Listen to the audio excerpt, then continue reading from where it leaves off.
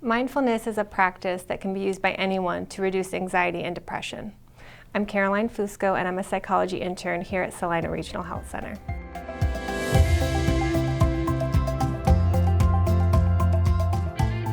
Well, thank you so much for being on the show. We're going to be talking about mindfulness, and I'd like, first of all, for you to define that.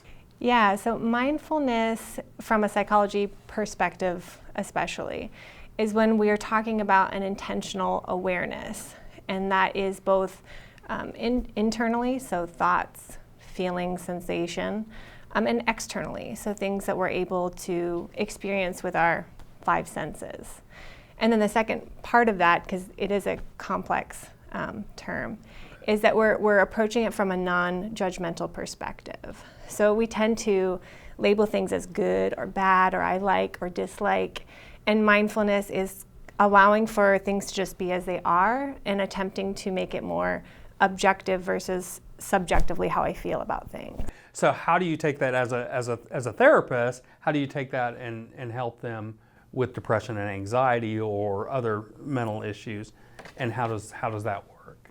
Yeah, I think it's twofold. So I think when we talk about somebody experiencing depression, that's very past oriented. I'm looking at the past and I'm thinking what was is what always will be. And when I'm anxious, I'm thinking about the future and I'm worried and what's going to happen next. When we're mindful, we are living in the present moment. So we're neither in the past nor the future. So that can create an opportunity for people to have a little bit of their distress alleviated just because we're being, in that present moment. And then the second part of it is that non-judgmentalness, which is really crucial to mindfulness. So when we experience depression and anxiety and really just in our day-to-day lives, we tend to be very judgmental. I like, I dislike, this is good or that's bad.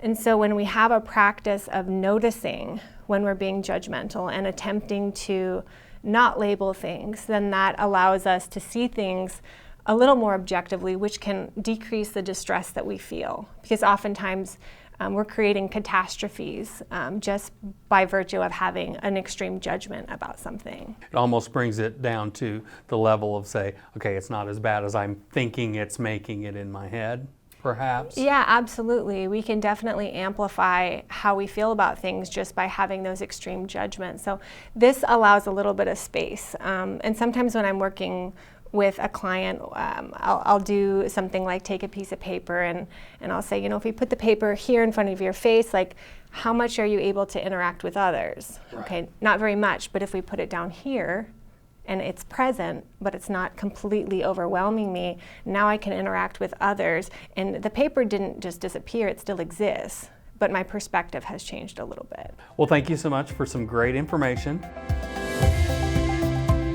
And thank you for watching. For more information, please visit srhc.com, like us on Facebook, follow us on Twitter and Instagram.